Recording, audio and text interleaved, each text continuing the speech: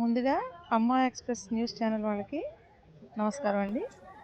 ఇవాళ 6వ తెలుగు ప్రపంచ మహాసభలు జరుగుతున్నాయి కదా, వాటికి నేను కూడా పాల్గొనడానికి వచ్చాను.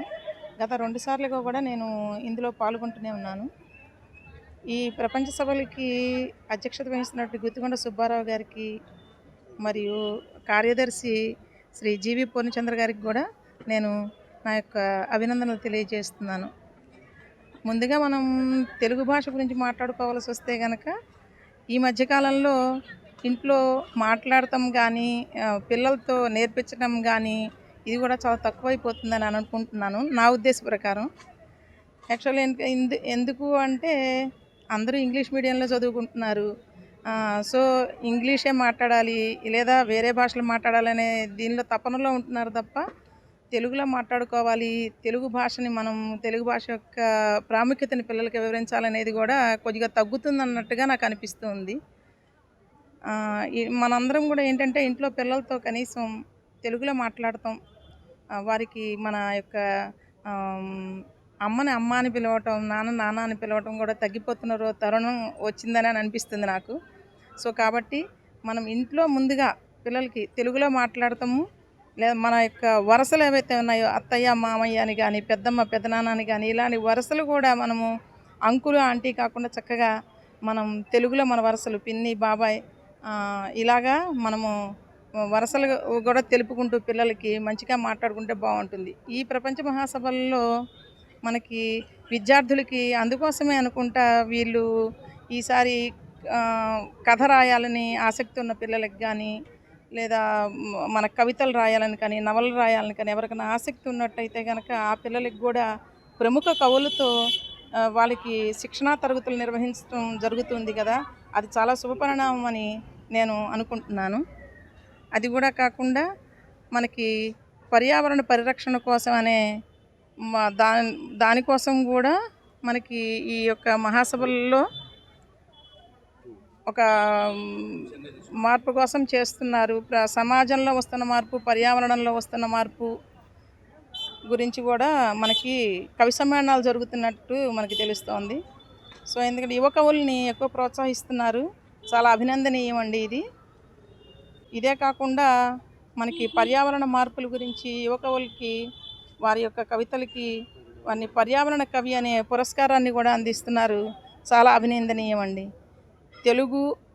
మనం తెలుగు వాళ్ళం, పరభాష వాళ్ళందరూ కూడాను వాళ్ళ యొక్క భాషని ఎంత గౌరవించుకుంటూ ఎంత ప్రేమిస్తున్నారో మనం కూడా మన తెలుగు వాళ్ళలో అది కొంచెం తక్కువనే నేను అనుకుంటానండి.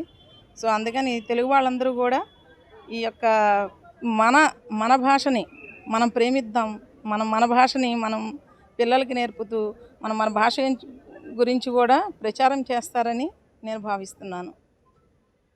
ఈ మహాసభలు 2017 నుంచి అనుకుంటా ఇది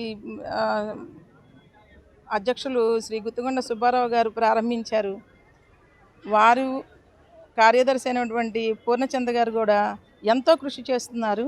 ఇలాగా వీరి కృషి ఎంత ఉందంటే ప్రతి 4 సంవత్సరాలకి ఒకసారిగా చేస్తున్నారు. ఇది చాలా అభినందనీయదగ్గ విషయం అండి. సో తెలుగు భాష పర్యావరణ పరిరక్షణ, సమాజంలో వస్తున్న మార్పు ఈ నినాదంతోనే ఈసారి సభలు జరుగుతున్నాయి, 6వ ప్రపంచ మహాసభలు జరుగుతున్నాయి. సో వీటిని అందరము ప్రోత్సహిద్దాము. భాషా పరిజ్ఞానం పెంచుకుంటమే పాటుగా మనము పర్యావరణంలో వస్తున్న మార్పు అంటే మనము పర్యావరణం అంటే ఏంటండి, ముందర మన దగ్గర నుంచే మనం ప్రారంభించాలి కదా. ముందర ఇంట్లో పిల్లలకి శుచి శుభ్రత అలవాటు చేయాలి. వారు ఎలా ఉండాలనేది మనం వాళ్ళ శుచి శుభ్రతే కాకుండా మనము మన వీధిని, మన ఇంటిని ముందర మనం చేసుకుంటే మిగతా అంతా తర్వాత మనం దానంతట అదే అవుతూ ఉంటుందండి. మన ఇంట్లో చెత్తని మనం తీసుకెళ్ళి పక్కన ఇంట్లో పడేయకోకుండా చక్కగా ప్రభుత్వం వాళ్ళు నిర్వహిస్తున్నటువంటి ఆ డస్ట్బిన్నుల్లో వేయటము ఇలాంటివన్నీ మనం చేస్తూ ఉంటే పిల్లలు అదే చూసి నేర్చుకుంటూ ఉంటారు కదా. సో పర్యావరణం కొద్ది దూరం 1 కిలోమీటర్ 2 కిలోమీటర్లకు కూడా నడిచి వెళ్ళకోకుండా బండో కారో తీయకోకుండా మనము చక్కగా నడకను అలవాటు చేసుకున్నాం అనుకోండి, వాతావరణ కాలుష్యం తగ్గుతుంది, మన ఖర్చు తగ్గుతుంది, ప్లస్ నడవటం మూలకంగా మనకి ఆరోగ్యం కూడా మనకి దొరుకుతుంది. కాబట్టి మనకి చేతనైనంత మనము ఈ పర్యావరణ రక్షణ కోసమని మనం పాటుపడదాము. అందరూ అలాగే చేస్తారని ఆశిస్తున్నాను. మరోసారి నమస్కరిస్తూ సెలవు.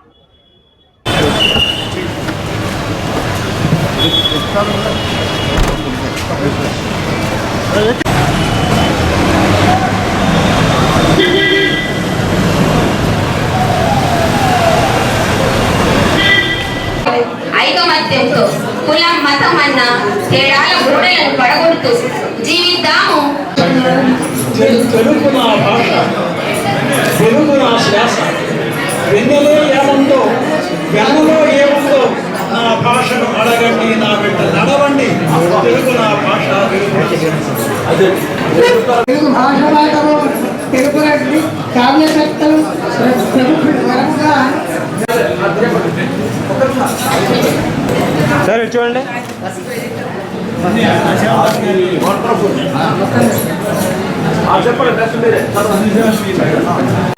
దేశ భాషలకు సంగీత భాష తెలుగు జాతి భాష. వండర్ఫుల్.